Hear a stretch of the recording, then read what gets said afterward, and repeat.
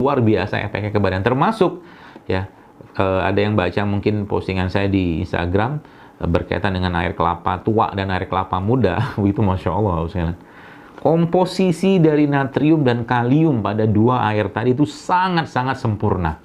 Lebih baik dari air isotonik manapun yang ada di muka bumi ini. Atau mungkin dibuat manusia, maaf. Apalagi ditambahkan dengan ya sudah ada glukosanya, sudah ada mineralnya, ya. Dan zat-zat penting lainnya yang ada di situ. Yang ternyata, coba Ibu sekalian, jamaah sekalian, kalau Anda pernah nyobain air kelapa tua sama air kelapa muda, rasanya beda loh.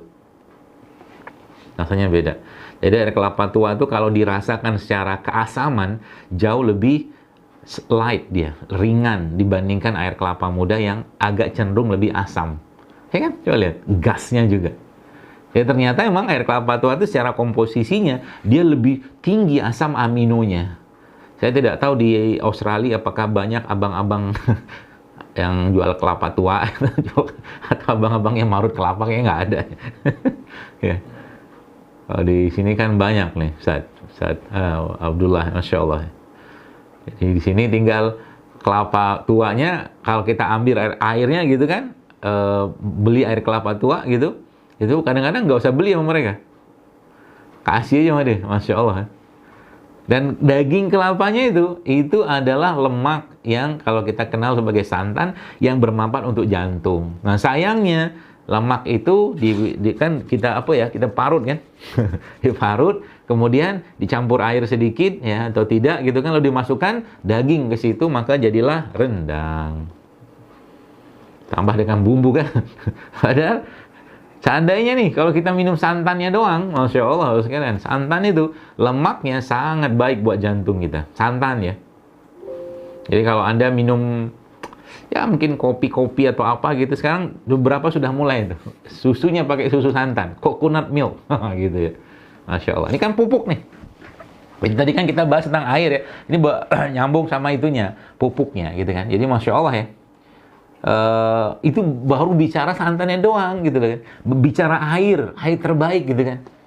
Jadi air kelapa itu dengan komposisi natriumnya yang sangat-sangat seimbang dengan kalium, bahkan kecenderungannya kaliumnya lebih tinggi. Sehingga memang air kelapa adalah air yang sangat baik untuk menurunkan tekanan darah.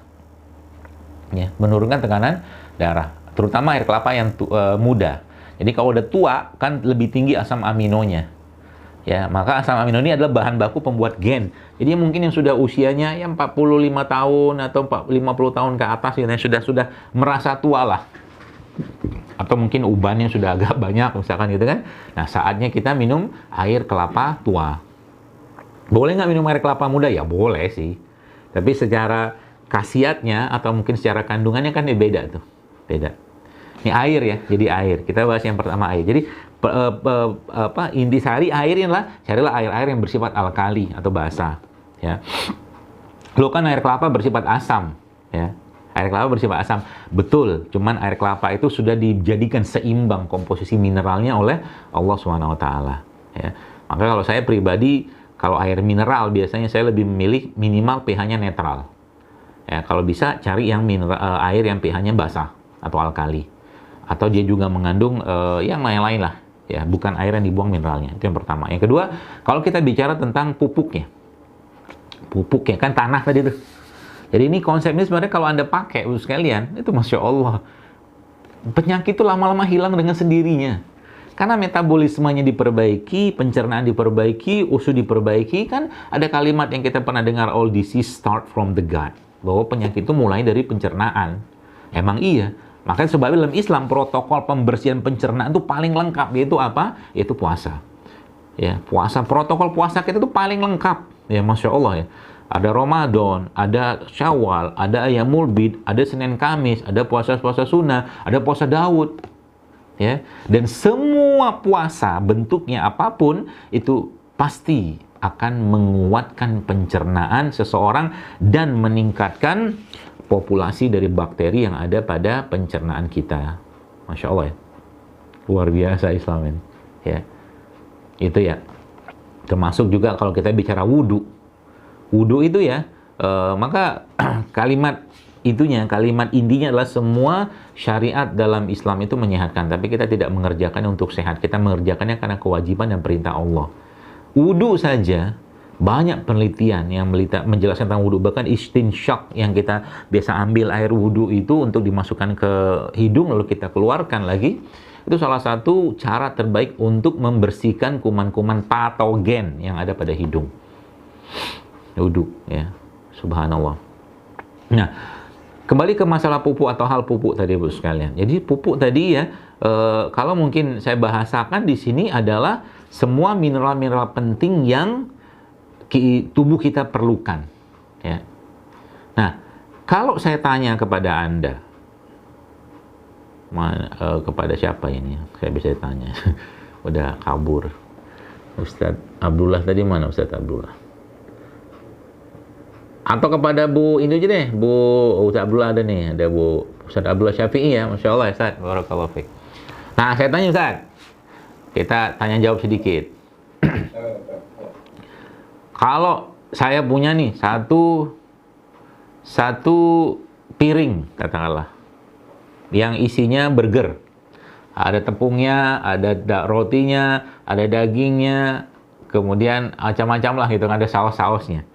Dengan satu piring yang isinya sayur-sayuran dan buah-buahan. Nah, kalau ditanya kira-kira yang lebih sehat yang mana? Sayur dan buah-buahan. Oke. Kenapa yang satu ini lebih sehat? Pertanyaan itu.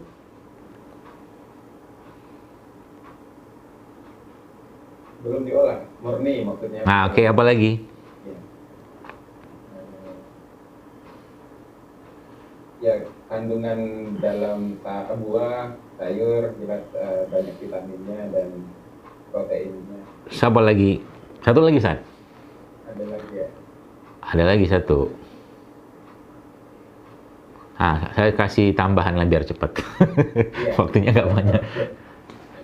Jadi dia bisa seperti itu atau bisa memberikan atau kita sebut sehat tadi karena memang salah satunya tidak banyak bahan-bahan kimia sintetik di dalam bahan tadi. Anda bayangkan Ustaz, ya, pernahkah Anda nyoba?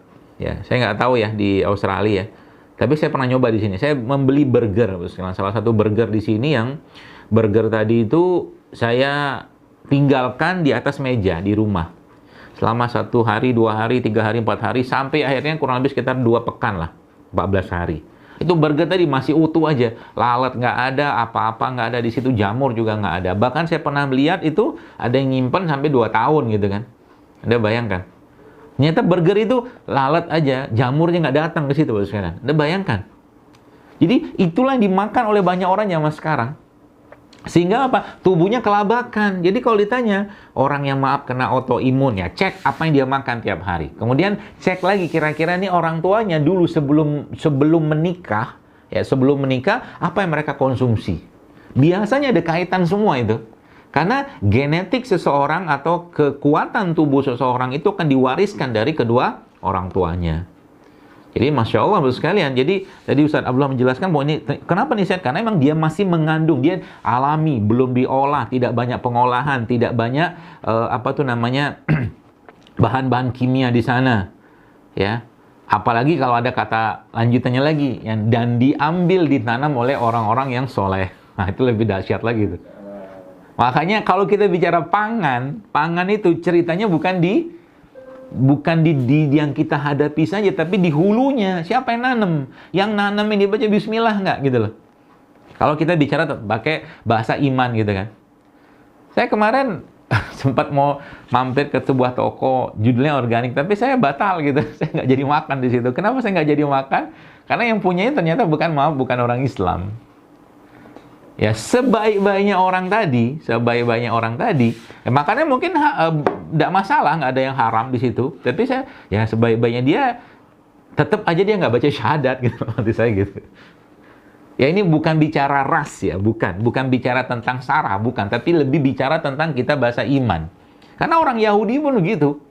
Yahudi itu sekalian, dia lebih memilih orang-orang Yahudi yang menjual sesuatu, gitu kan? Walak baroknya jalan di mereka. Nah, kita nggak bahas itu sekarang. Kita akan bahas pupuk tadi aja. Ya. Jadi, Masya Allah ya. Pupuk tadi itu ya kata kuncinya itu sekarang. Jadi kalau ditanya produk ciptaan Allah itu apa? Yang sering saya bahas atau kata-kata itu tadi, produk yang tumbuh di tanah, mendapatkan matahari yang baik, cahaya matahari yang baik, mendapatkan air yang baik, tidak diberikan bahan-bahan sintetik baik selama dia pengolahan dia atau mungkin ketika dia dimakan, masih mengandung mineral penting, masih mengandung enzim, masih mengandung segala kebutuhan nutrisi yang kita perlukan, sehingga nanti dengan itulah akhirnya tubuh kita bisa menjalankan fungsinya untuk menjalankan keseimbangan dalam tubuh kita. Itu kata dasarnya itu. Gampang kan? Gampang. Jadi nanti kita tahu kalau kita makan sesuatu itu kita mulai paham. Yang saya makan ini cuman sekedar rasa, cuman sekedar keinginan lidah, atau memang dia dibutuhkan atau diperlukan oleh tubuh kita. Itu. Jadi hal-hal seperti ini tuh kalau kita pahami baik-baik, maka kita akan sampai pada titik saya makan ini perlu nggak? Kalau nggak perlu nggak usah makan gitu loh. Contoh, udah tahu gula pasir nggak sehat misalkan, masih juga dimakan. Ya, saya nggak tahu nyebutnya apa itu. Mungkin ada yang protes kalau disebut dengan zolim. Ya kalau lama-lama kan akhirnya kan muncul penyakit, katakanlah penyakit-penyakit degeneratif. Ya, namanya zolim, namanya sama badan. Nggak menjaga amanah badan. Ya. Jadi kalau ditanya misalkan, berarti buah yang terbaik itu misalkan kalau kita bicara pada tingkat kebaikannya ya, maka jawabannya apa? Jawabannya buah yang terbaik itu buah yang ditanam oleh seorang muslim, dia baca bismillah gitu kan, kemudian dipetik dengan zikrullah segala macam gitu kan, terus nanti kapan waktu makan terbaik buah itu saat buah itu sudah matang, baru dipetik dari pohonnya kita makan. Masalahnya kan nggak ada buah kayak begitu. Ya, kita belum dapat buah kayak begitu sekalian. Ya, sehingga apa? Sehingga ya udah buah terbaik itu apa? Buah yang kita mungkin beli di pasar atau beli toko yang masih utuh, masih belum terbuka, gitu kan? Karena Allah menciptakan buah-buahan tadi dengan kulitnya sebagai pelindungnya. Kulitnya sebagai pelindungnya. Nah, pelindungnya itulah yang menjaga isi di dalamnya. Itu sebabnya kenapa asam amino. Saya kadang-kadang mikir gitu, oh Masya Allah, ini mungkin rahasianya kenapa kelapa itu dilindungi sekali oleh Allah dengan sabuknya, dengan batoknya, dengan dagingnya. Karena memang air kelapa itu berharganya luar biasa, Bapak sekalian. Kandungan, Anda buka aja penelitian, banyak sekali tuh riset-riset tentang coconut water, baik yang young coconut water atau mature coconut water, air kelapa tua sama kelapa muda. Banyak sekali risetnya.